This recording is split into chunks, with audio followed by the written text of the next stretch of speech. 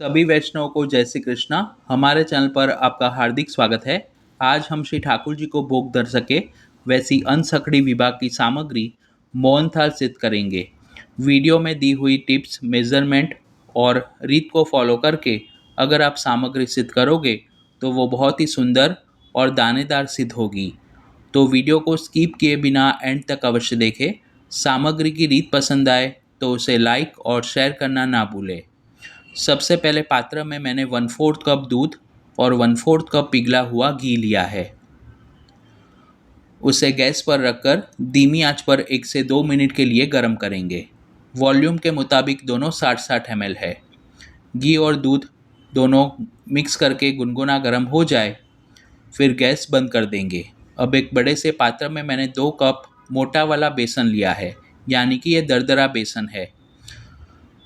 इस बेसन का उपयोग करने से मोहनथाल अधिक ज़्यादा दानेदार बनता है। अगर आपके वहाँ ये ना मिलता हो तो आप रेगुलर महीन बेसन का भी उपयोग कर सकते हैं।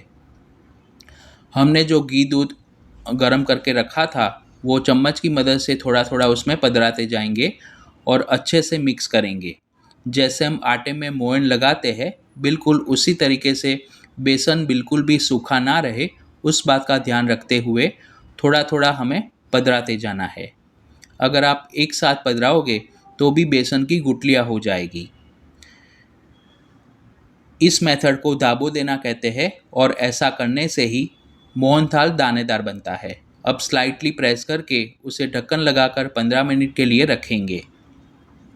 तब तक चाशनी बनाने के लिए एक पात्र में मैंने 1 कप यानी कि 200 ग्राम शक्कर ली है। उसमें शक्कर डूबे उतना यानी कि आधा कप जल करेंगे। अब धीमी आंच पर उसे लगातार चलाते रहेंगे जब तक शक्कर अच्छे से पिघल जाए, तब तक हमें उसे चलाते रहना है। अगर आप श्री प्रभु को ज़्यादा मीठी सामग्री भोग धरते हो तो 2 कप बेसन के साथ आप 1.5 कप शक्कर का भी उपयोग कर सकते हैं। 5 मिनट के बाद अब चाशनी उबलने लगी है। उसमें फ्लेवर के लिए 15 से 20 केसर के धागे, जिसे मैंने गर्म जल में भिगो कर रखे थे, वो पधराएंगे। आप मूंग के दाने जितना भीमसेनी कपूर यानी कि बरास कपूर भी पधरा सकते हैं। अब चाशनी को चेक करने के लिए 1 बूंद जितनी चाशनी एक प्लेट में निकाल कर थोड़ी देर के लिए ठंडी होने देंगे। फिर उंगली और अंगूठे की मदद से तार चेक करें तो 1.5 तार की चाशनी बन गई है। अब गैस बंद करके चाशनी को ढक्कन लगा कर रखेंगे ताकि वो ठंडी ना हो जाए। हमने जो धाबा देकर रखा था वो बेसन में अच्छे से सूख गया है। अब उसे एक बड़े मिक्सर जार में निकाल कर पल्स मोड पर 10 से 15 सेकंड के लिए ग्राइंड करेंगे। आप उसे छन्नी से छान भी सकते हैं। ऐसा करने से जो बेसन है उसका टेक्सचर एक जैसा दानेदार हो जाएगा। अब बेसन को सेकने के लिए एक मोटे तले वाली कढ़ाई में 1 कप यानी कि 250 ml देसी घी लेकर उसे गर्म करेंगे। घी गुनगुना गर्म हो जाए, फिर जो ग्राइंड किया हुआ बेसन है वो उसमें पधरा कर अच्छे से मिक्स करेंगे। शुरुआत में हमें ऐसा लगेगा कि घी कम है, लेकिन जैसे जैसे हम बेसन को भूनते जाएंगे वैसे वो फूलेगा और उसमें से घी अलग होने लगेगा। बेसन को भूनते वक्त हमें एक बात का खास ध्यान रखना है कि उसे लगातार चलाते रहे और धीमी आंच पर ही भूनें। अगर आप उसे मीडियम या हाई फ्लेम पर भूनोगे तो बाहर से तुरंत लाल हो जाएगा और अंदर से कच्चा रहेगा। करीबन 12 से 15 मिनट के लिए उसे इस तरह से लगातार चलाते रहना है।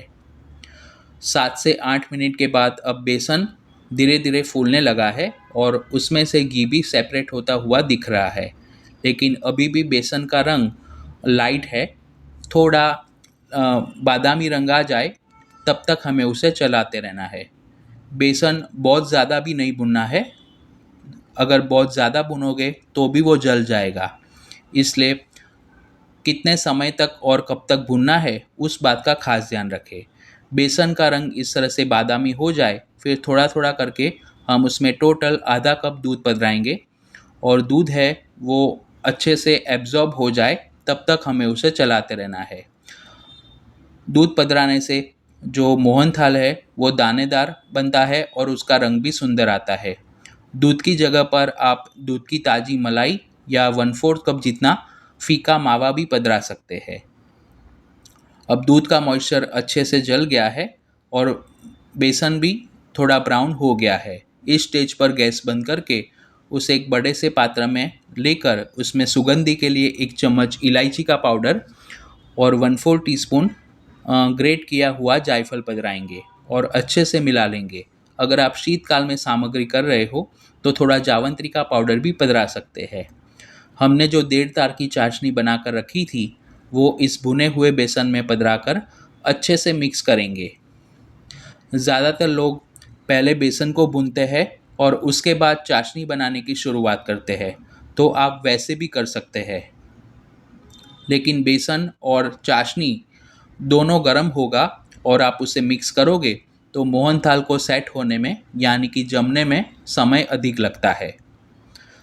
अब घी से ग्रीस की हुई चौकी में ये मोहनथाल के मिश्रण को पधराकर उसे इक्वल लेवल में सेट करेंगे।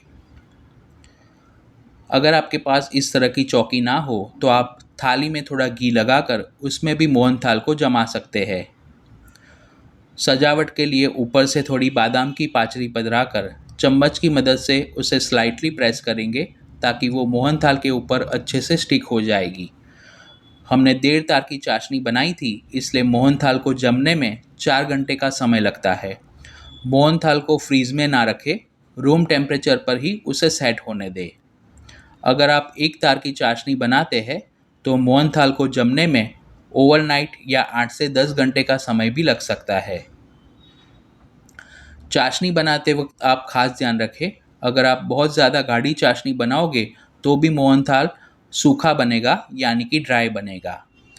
इस तरह के चौकोर टूक करके सामग्री को एक प्लेट में साजेंगे। यह सामग्री मैंने मेरी समझ के अनुसार सिद्ध की है।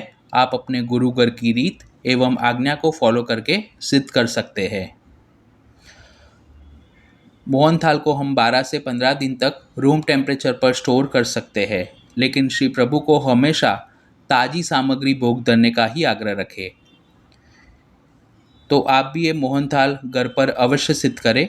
सामग्री की रीत पसंद आई हो तो वीडियो को लाइक और शेयर करना ना भूलें। चैनल को सब्सक्राइब करके बेल आइकन पर क्लिक करें।